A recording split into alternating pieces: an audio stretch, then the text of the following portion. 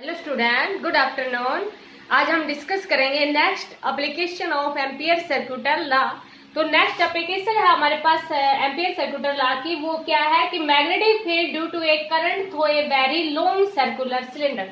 कि हमारे पास इनफाइनाइटली मींस काफी लॉन्ग सर्कुलर सिलेंडर है, उसके द्वारा मैग्नेटिक फील्ड इंडक्शन की वैल्यू निकालनी है। तो जैसे कि हमने प्रीवियस वीडियो में बताया था एम्पियर सर्कुलर लॉ कि एम्पियर सर्कुलर लॉ की हेल्प से जो मैग्नेटिक फील्ड इंडक्शन की वैल्यू निकालते हैं, तो वो काफी इजी कंसेप्ट है आपके पास। तो यहाँ देखो, पहले ये जो सिलेंडर है वो आपके पास होलो भी हो सकता है और सॉलिड भी हो सकता है। होलो मीन से इनसाइड कोई भी करंट फ्लो नहीं कर रहा, ओनली करंट है वो कहाँ पे फ्लो कर रहा है, उसके सरफेस से फ्लो कर रहा है, तो उसको हम क्या कह देंगे, होलो सिलेंडर कह देंगे। और अगर करंट है वो इनसाइड से फ्लो कर रहा है तो उसको हम क्या बोल देंगे, सॉलिड सिलेंडर बोल देंगे। या हम ये भी कह देंगे करंट कैरिंग सिलेंड्रिकली सेल, इस तरह से भी हम बोल सकते हैं उसको। तो यहाँ पर हम पहले बात कर लेते हैं फॉर होलो सिलेंडर की। आपके पास ये जो सॉलिड सिलेंडर वाला है ये काफी इंपोर्टेंट है, तो पहले हम डिस्कस कर लेते हैं अबाउट ए होलो सिलेंडर की। क्या क्या पता है होलो सिलेंडर का पूछ लिया जाए, इंपोर्टेंट टॉपिक है आपके पास ये। तो यहाँ देखो, होलो सिलेंडर मीन्स कोई भी करंट है वो इनसाइड से फ्लो नहीं कर रहा, ओनली सरफेस से करंट है वो फ्लो कर रहा है। अब इस सिलेंडर के द्वारा आपसे दो ही कंडीशन पे पूछा जाता है, या तो इनसाइड पूछा जाता है या आपके पास आउटसाइड कंडीशन पे पूछा जाता है कि इनसाइड कितना मैग्नेटिक फील्ड होगा और आउटसाइड है वो कितना मैग्नेटिक फील्ड होगा। मेन से हम मान लेते हैं कि आर है वो तो हमने रेडियस मान ली सर्कुलर सिलेंडर की। अब पॉइंट है वो इनसाइड भी हो सकता है और पॉइंट है वो आउटसाइड भी हो सकता है। तो पहले हम मान लेंगे कि पॉइंट है वो हमारे पास यहाँ है। अब जब हम जो सर्कुलर लॉ का यूज करते हैं, पहले हम मान लेंगे कि वह point lies inside the cylinder, when point P lies inside the cylinder. कि पॉइंट पी है वो कहां पे लाई कर रहा है, इनसाइड लाई कर रहा है। जब देखो इनसाइड लाई कर रहा है और एम्पियर सर्कुलर लॉ का यूज करते हैं, तो एम्पियर सर्कुलर लॉ के अकॉर्डिंग हमारे पास क्या चाहिए, एक एम्पीरियन लूप चाहिए। और एम्पीरियन लूप के लिए हमने एक जैसे पॉइंट यहाँ लाई कर रहा है तो इसके करस्पॉन्डिंग हमने क्या मान ली, एक एम्पीरियन लूप मान ली। और इसकी रेडियस है वो कुछ भी मान लेंगे, जो पॉइंट है वो कितनी डिस्टेंस पे है, आर। मीन्स पहली कंडीशन क्या है हमारे पास, inside the cylinder means R की वैल्यू है वो लेस है कैपिटल आर से। तो एम्पियर सर्कुलर लॉ का यूज करेंगे। तो according to Ampere circular law, line integral of magnetic field है ओवर द क्लोज पाथ वो किसके इक्वल होता है, mu naught time the total current inside that path. अभी आपको क्या बताया कि ये होलो सिलेंडर है और फॉर होलो के लिए आपके पास जो करंट है वो उसकी वैल्यू कितनी हो जाएगी, 0। इसको अगर मान लीजिए जैसे कि सपोज करो ये 3 मार्क्स के अंदर आता है, तो थोड़ा सा इसको सोल्व कर देना। कैसे सोल्व करोगे, देखो आपके पास ये वही मैग्नेटिक फील्ड, एक स्मॉल करंट एलिमेंट डीएल। तो जब इसके दोनों, ये आपको पीछे भी समझाया था, इनके बीच में एंगल कितना होता है, 0 degree. Cos of 0 degree is equal to mu naught है, और ये वैल्यू कितनी होगी, 0। और भी अगर इसको सोल्व करना चाहो तो बी ये कितना हो सकती है value, 2 pi are is equal to 0। तो मैग्नेटिक फील्ड है उसकी वैल्यू कितनी आ गई हमारे पास, 0 आ गई। कब आ गई, when point P lies inside the cylinder. Hollow cylinder की बात कर रहे हैं, तो फॉर होलो के लिए वैल्यू कितनी आ जाएगी, 0 आ जाएगी। फिर हम बात कर रहे हैं कि when point P lies outside the cylinder, कि पॉइंट पी है वो लाई कर रहा है outside the cylinder, outside the cylinder. Outside the cylinder means ये जो आर की वैल्यू है, आर ही मान लेते हैं, लेकिन वो क्या है हमारे पास कैपिटल आर है। तो पॉइंट अब यहाँ लाई कर रहा है आउटसाइड द सिलेंडर, तो इसके करस्पॉन्डिंग एक एम्पीरियन लूप मान लेंगे। और यहाँ से यहाँ तक की जो रेडियस है वो भी हम कितनी मान लेंगे, आर ही मान लेते हैं, क्योंकि कंडीशन हमारे पास हमने क्या लगा दी कि आर की वैल्यू है वो ग्रेटर आर है। अब देखो इसके सरफेस पे है और पॉइंट आउटसाइड है, इट मीन्स ये करंट आ चुका है इसके अंदर। जब ये करंट आ गया है इट मीन्स अब यहाँ पर हम सोल्व कैसे करेंगे, म्यू नॉट इंटू आई। तो यहाँ से ये वैल्यू हमारे पास कितनी आ गई, म्यू नॉट आई। वही अगेन ये हमारे पास tangent at any point give the direction of magnetic field, और वही स्मॉल एलिमेंट मानते हैं, और स्मॉल एलिमेंट है वो हमने कितना मान लिया, डीएल। जब इसका टोटल करेंगे डीएल का, तो वो हमारे पास कितनी हो जाएगी, कितनी इसकी लेंथ है, मीन्स इसकी सर्कमफेरेंस। तो b into two pi are is equal to कितना आ गया, म्यू नॉट आई आ गया। तो यहां से b की वैल्यू है वो कितनी आ जाएगी, mu naught I divide by two pi r. इसको अगर और भी सोल्व करना चाहो तो 2 से मल्टीप्लाई कर देना, 2 से डिवाइड कर देना, क्योंकि न्यूमेरिकल के लिए म्यू नॉट अपॉन 4 पाई की वैल्यू 10 की पावर माइनस 7 लगा दोगे, थोड़ा सा सिंपल रहेगा। तो ये हमारे पास मैग्नेटिक फील्ड इंडक्शन की वैल्यू उतनी ही आ गई जितनी कि एक स्ट्रेट वायर के द्वारा होती है। जैसे कि हमने जो प्रीवियस वीडियो थी उसमें एम्पीयर सर्कुलर लॉ के बाद में एक एप्लीकेशन को डिस्कस किया था कि magnetic field due to a straight wire, तो स्ट्रेट वायर के द्वारा मैग्नेटिक फील्ड थी due to a current carrying straight wire, तो उसके द्वारा वैल्यू थी वो इतनी ही आई थी हमारे पास, b is equal to mu naught upon 4 pi 2i by r। It means b है वो इनवर्सली प्रोपोर्शनल है r के, इनवर्सली प्रोपोर्शनल r के मीन से ये पॉइंट जितनी ज्यादा दूर होगा उतनी ही मैग्नेटिक फील्ड इंडक्शन की वैल्यू है वो कम होती जाएगी। अब हम बात करते हैं सॉलिड सिलेंडर की, और ये काफी इंपोर्टेंट आर्टिकल है। इसकी बात करते हैं, एक सॉलिड सिलेंडर की बात करते हैं, और हमारे पास जो टॉपिक है ज्यादातर पूछा जाता है ये सॉलिड सिलेंडर का ही पूछा जाता है। तो आप देखो डायग्राम तो आपके पास यही रहेगा, बस सॉलिड सिलेंडर का मीन से करंट है वो इनसाइड से फ्लो कर रहा है।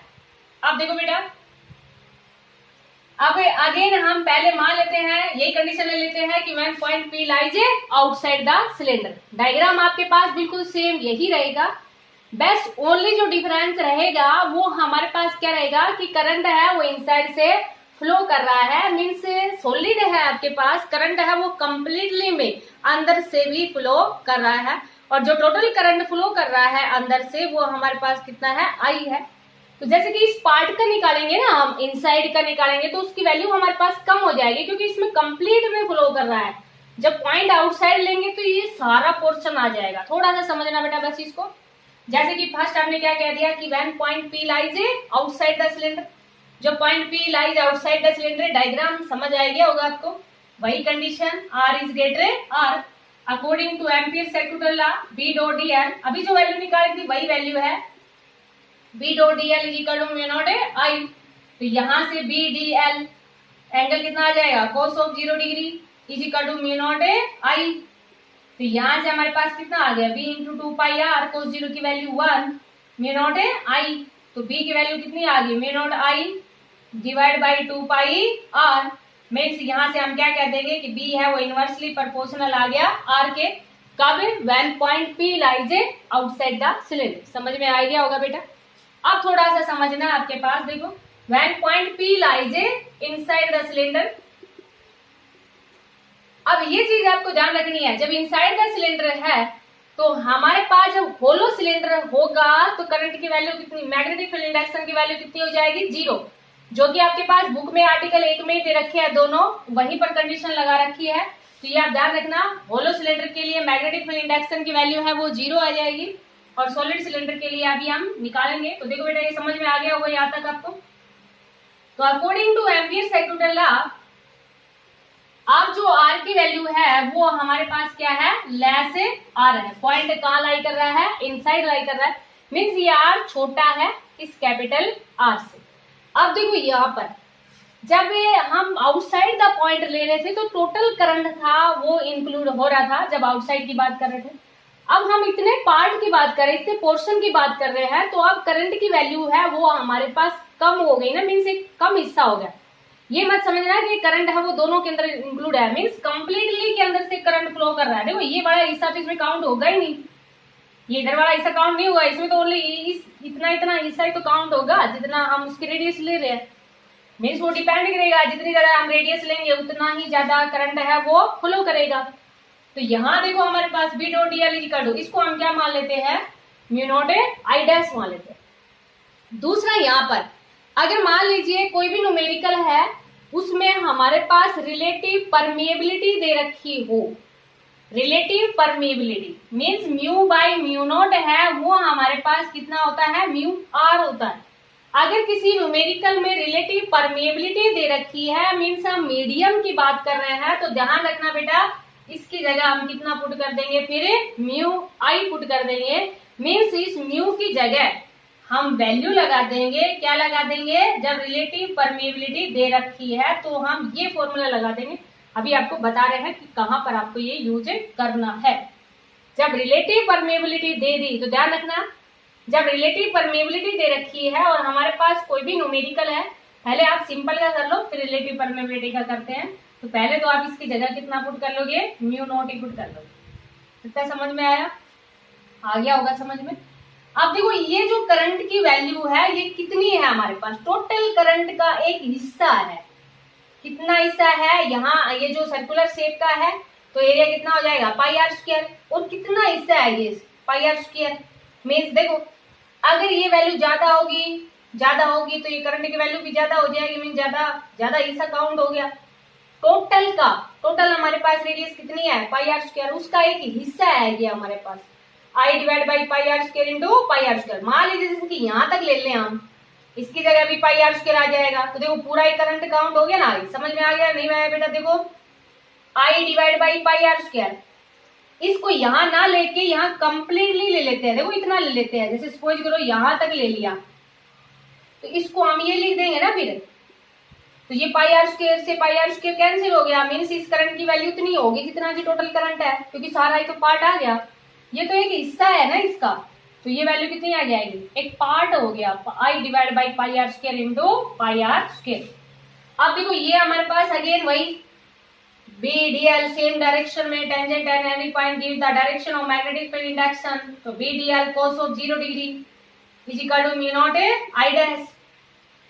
तो यहां से अगेन देखो b into D L is equal to mu naught I dash, D L की वैल्यू कितनी आ जाएगी भाई again 2 pi are is equal to mu naught I dash की जगह हम कितना पुट कर देंगे I by pi are square into pi are square. समझ में आ गया होगा बेटा, देखो इसको रफ करते हैं यहां से, अगेन समझना इस चीज को। ये वैल्यू देखो हमारे पास क्या I 2 pi R B is equal to mu naught I divide by pi are square into pi are square. ये पाई से पाई कैंसिल हो गया, तो यहां से मैग्नेटिक फील्ड इंडक्शन की वैल्यू कितनी आई mu naught I divide by are square into R square, और ये 2 पाई आर है वो नीचे चला गया, एक आर से एक आर कैंसिल हो गया, तो बी की वैल्यू है वो कितनी आ गई mu naught I divide by 2 pi are square और इंटू आर।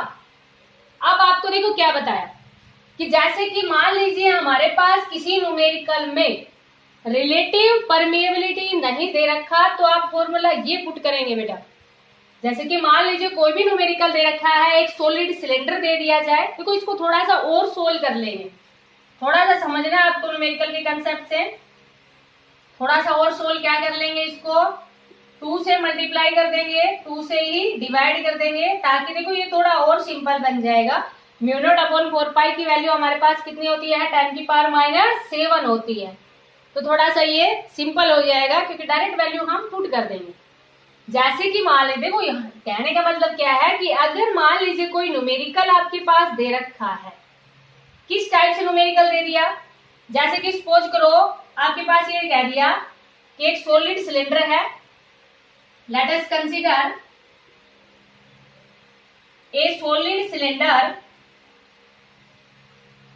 एक सॉलिड सिलेंडर है हैविंग रेडियस, और सॉलिड सिलेंडर है उसकी रेडियस आपके पास दे दी जाए, जैसे कि सपोज करो 2 सेंटीमीटर दे दी, and 2 ampere current is flowing through it, current is flowing through it,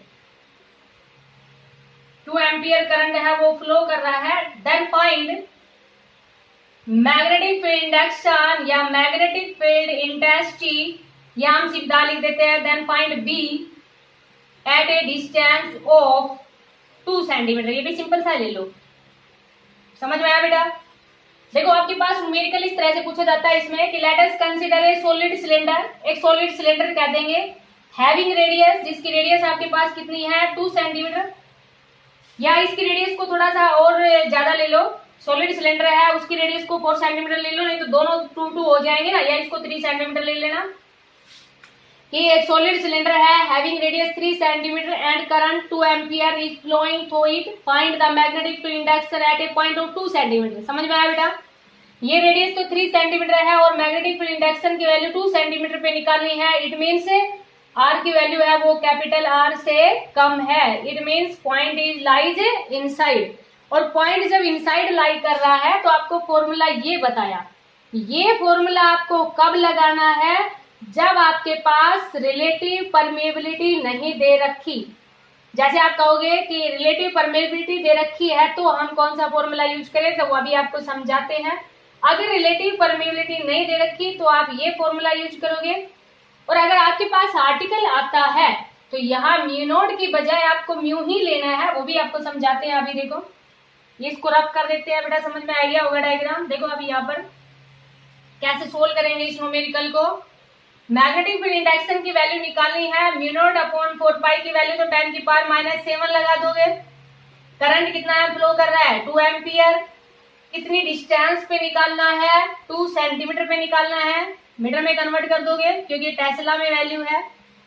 और यहाँ पर आर स्क्वायर है और आर रेडियस कितने दे रखी है 3 दे रखी है, तो 3 का स्क्वायर या 3 × 10 की पावर सेंटीमीटर में दे रखी है, इसको मीटर में कन्वर्ट कर लोगे।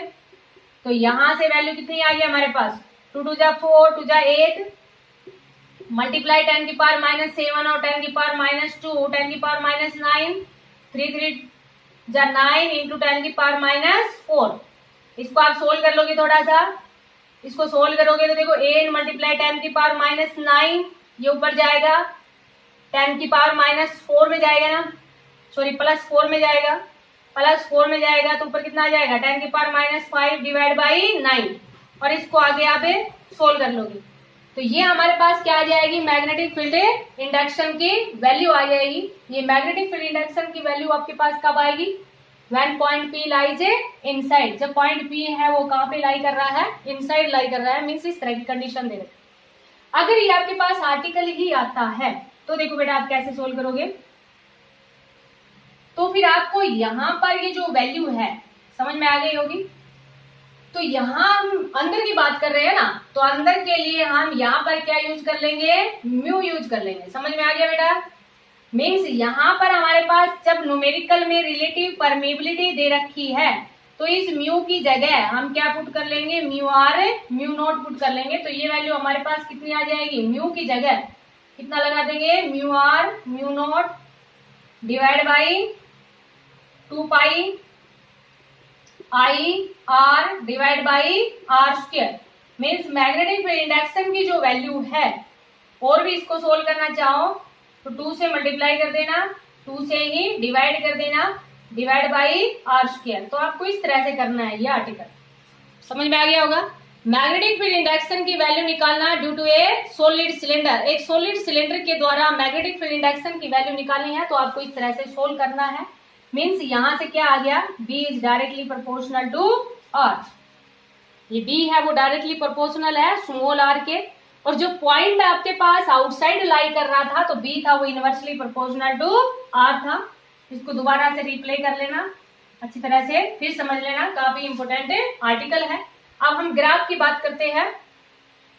तो मैग्नेटिक फील्ड इंडक्शन में और R में हम ग्राफ बनाते हैं। तो देखो स्टार्टिंग में हमारे पास वैल्यू है B है वो डायरेक्टली प्रोपोर्शनल टू R है इनसाइड, और जब R है वो कैपिटल R के इक्वल हो जाता है तो मैक्सिमम वैल्यू हो जाती है, और जब आउटसाइड चले जाते हैं तो वैल्यू है वो कम होती जाती है। तो समझ में आ गया बेटा। देखो जब पहले इनसाइड है तो B directly proportional to R था इनसाइड, और जब R के इक्वल आ जाता है तो मैक्सिमम वैल्यू हो जाती है। उसके बाद में जब आउटसाइड जाते हैं तो जैसे जैसे R बढ़ता जाएगा वैसे वैसे मैग्नेटिक फील्ड इंडक्शन की वैल्यू है वो कम होती जाएगी। तो ये हमारे पास क्या आ गया इसके बीच में ग्राफ। तो आप इस टॉपिक को अच्छी तरह से समझना, काफी इंपॉर्टेंट टॉपिक है। लेकिन ये ध्यान रखना कि सॉलिड सिलेंडर की बात कर रहे हैं या होलो सिलेंडर की बात कर रहे हैं। Thank you.